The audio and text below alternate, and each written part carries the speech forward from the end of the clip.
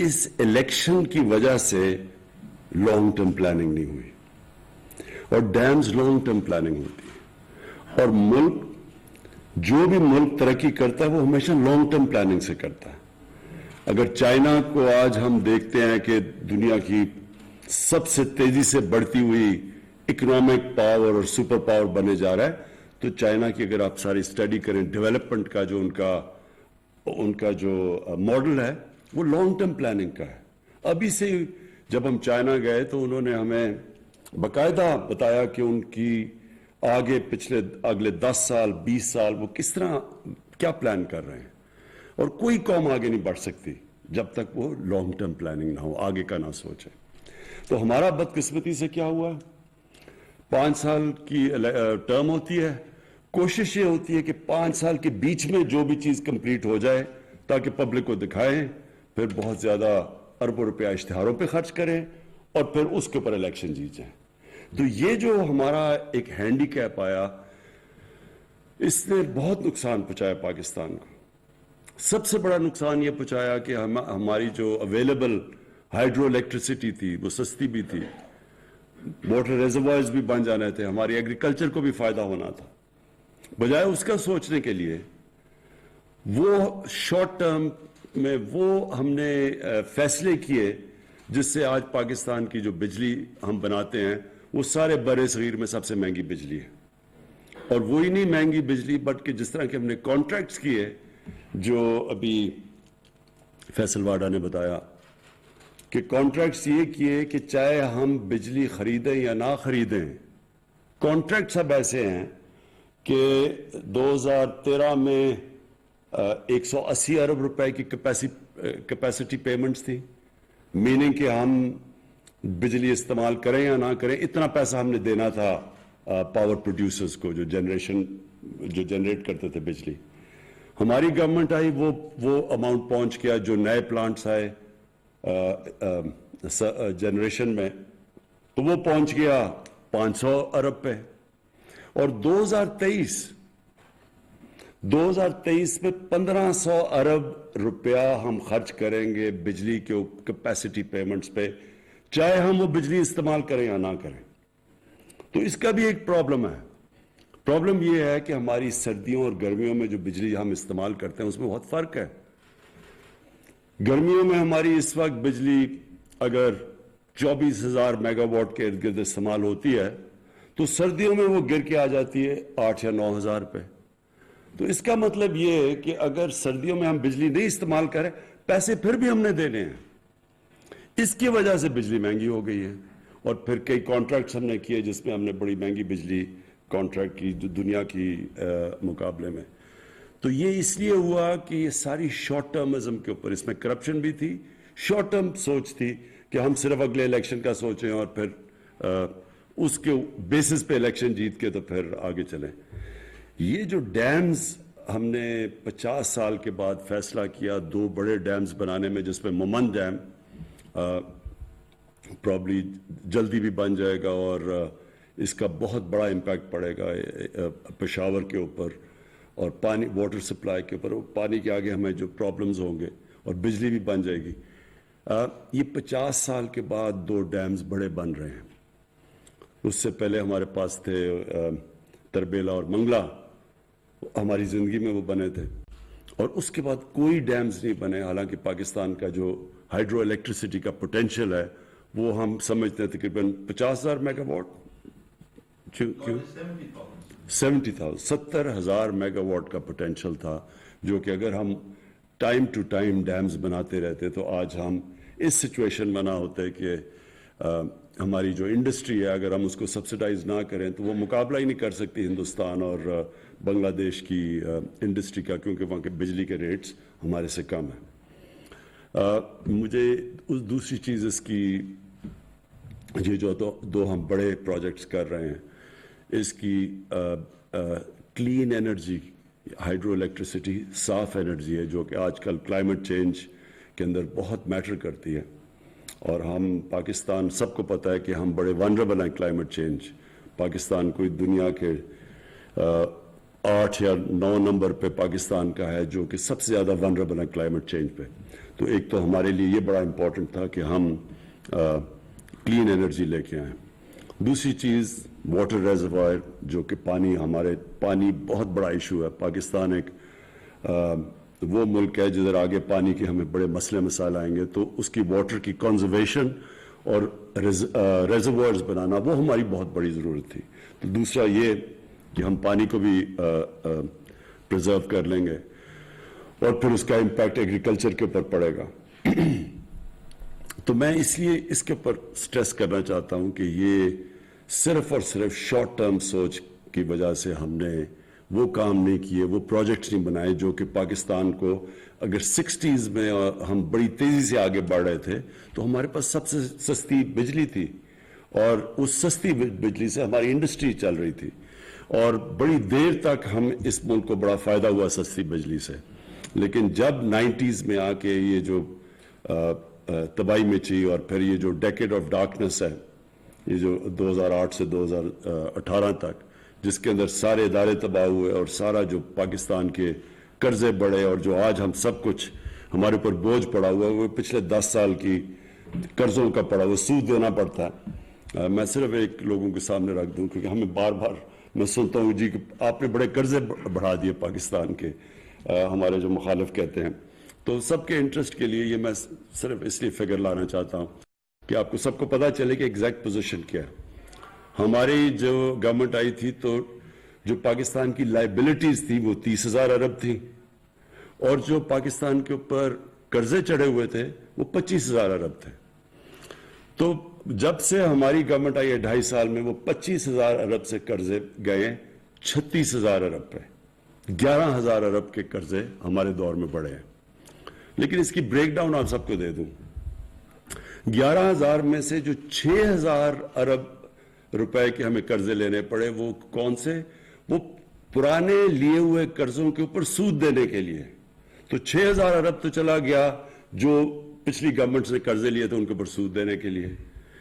3,000 ارب کیوں چڑھ گئے قرضے؟ کیونکہ روپیہ 105 سے گیا 160 تک, ڈالر گیا 105 سے 160 تک. تو جو وہ ڈالر کے اندر جو قرضے تھے وہ امیڈیٹلی 3,000 ارب کا ہمیں کچھ کیے بغیر وہ صرف روپے گرنے سے وہ چڑھ گئے. اور وہ ہماری وجہ سے روپیہ نہیں گرا, روپیہ اس لیے گرا کہ جب ہمیں گورنمنٹ ملی تھی تو 60 ارب ڈالر کی امپورٹس تھی اور 20 ارب ڈالر کی ایکسپورٹس تھی. تو سب سے پاکستان کی تاریخ کا سب سے بڑا ٹریڈ گیپ تھا, اور جو کرنٹ اکاؤنٹ ڈیفیسٹ یعنی ڈالر کتنے اندر جا رہے ہیں اور باہر آ رہے ہیں 20 ارب ڈالر, جو بھی پاکستان کا تاریخی گیپ تھا. اس کی وجہ سے ظاہر روپے نے گرنا تھا, کیونکہ روپے ڈالر کم ہو گئے, ڈالر کی ویلیو اوپر چلے گی, روپیہ گر گیا. اور جب روپیہ گرا تو 3,000 ارب وہ چڑھ گئے, تو 9,000 ارب ہو گئے. 2,000 ارب جو تھے اس میں سے 800 ارب روپیہ یہ جو کووڈ آیا, کووڈ کی وجہ سے ہماری کلیکشن کم ہو گئی, وہ 800 ارب روپے جو ٹیکس کلیکشن کم ہوئی ادھر چلے گئے. اور باقی جو ہم نے پھر پیکج دیا ریلیف کا کووڈ کے لیے, جو ہم نے لوگوں کے لیے احساس میں پیسے بانٹے, تو وہ ہمیں وہ باقی رہا. تو میں صرف بریک ڈاؤن دے رہا ہوں کہ یہ قرضوں کا لوگوں کو پتہ چل جائے کہ یہ کیا لیگیسی تھی, کیوں ہم پرانے دور کی بات کرتے ہیں. اب میں بریفلی جو یہ فلم کے اوپر, دیکھیں میں یہ بار بار سنتا ہوں کہ جی پاکستان کا سافٹ امیج ہمیں کرنا چاہیے. سافٹ امیج کا کیا مطلب ہے کہ سافٹ امیج کیا کہ ہم کیا ہیں کہ ہمیں سافٹ امیج لوگوں کو دینا چاہیے؟ یہ کیوں ہم کہتے ہیں ہمیں سافٹ امیج دینا چاہیے؟ اور کیا پاکستان کا سافٹ امیج آ جائے گا تو کوئی دنیا ہمیں بڑا اچھا اوپر سمجھے گی؟ ہمیں اس طرح کی غلط فہمی میں نہیں پڑنا چاہیے. یہ احساس کمتری ہے. جب ایک قوم کے اندر کانفیڈنس چلا جاتا ہے تو وہ لوگوں کو خوش کرنے کی کوشش کرتے ہیں. ہمیں کبھی سوچنا نہیں چاہیے کہ ہم کچھ کریں گے. اگر مغرب چاہتی ہے کہ جی جو پچھلے جنرل مشرف کے دور میں جی انلائٹنڈ ماڈریشن, یہ ہم نے زندگی میں پہلی دفعہ لفظ سنا تھا, انلائٹنڈ ماڈریشن. کسی کو نہیں پتا کیا ہے انلائٹنڈ ماڈریشن. ساروں نے, زیادہ تر لوگوں نے اس کو یہ سمجھا کہ اگر جتنا ہم مغربی لوگوں کی طرح لگیں گے تو اتنا ہی ہم ماڈریٹ لگیں گے.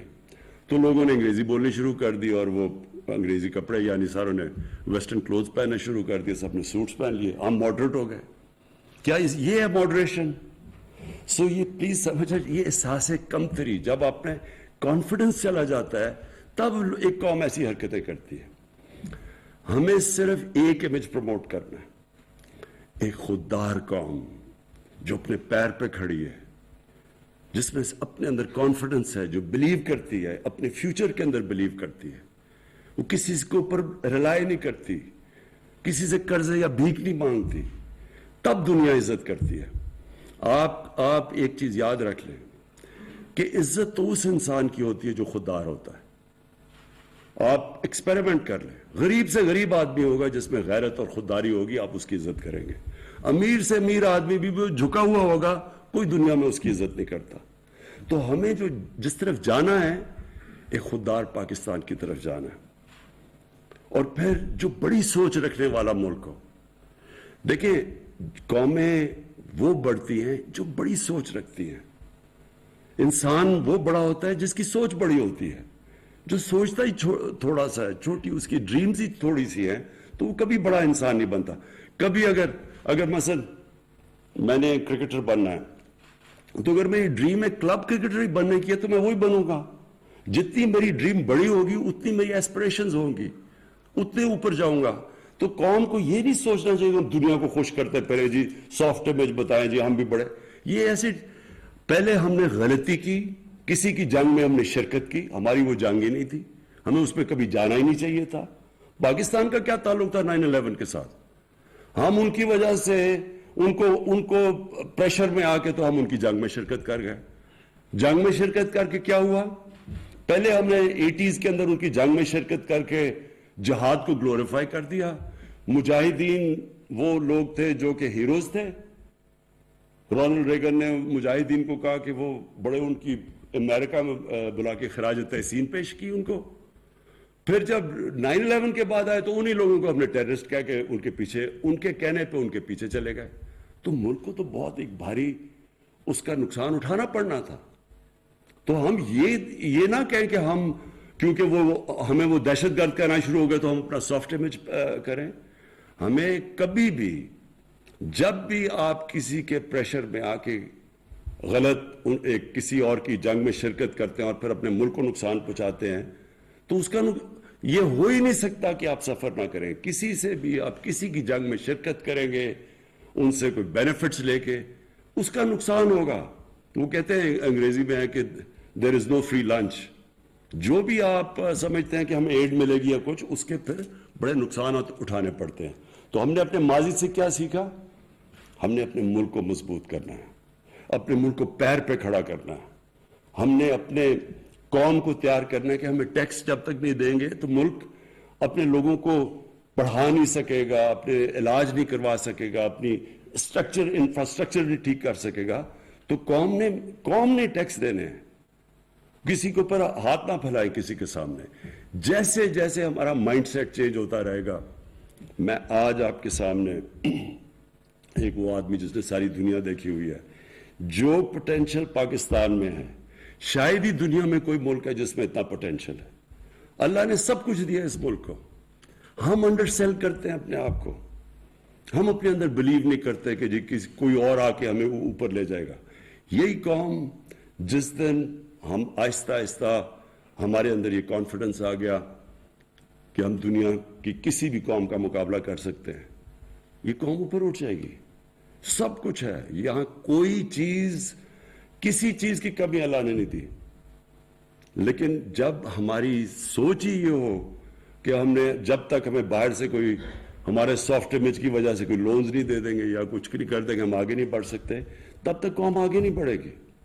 اور یہ میں آپ کو بتاؤں کہ یہ جو ڈاکیومنٹری میں نے تھوڑی دیکھی, بالکل اس طرح کی آپ کو ڈاکیومنٹریز بنانی چاہیے. میں اپنی فلم انڈسٹری کو ہم پوری مدد کریں گے ان کو پروموٹ کرنے کے لیے. ڈاکیومنٹریز بنائیں, فلمز بنائیں,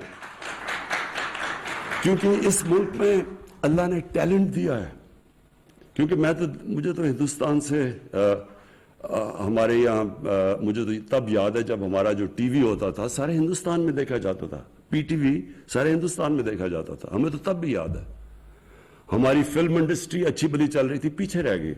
پیچھے میرے خیال میں بہت بڑی وجہ یہ تھی کہ وہ کاپی کرنا شروع کر دی ہندوستان کی فلمیں.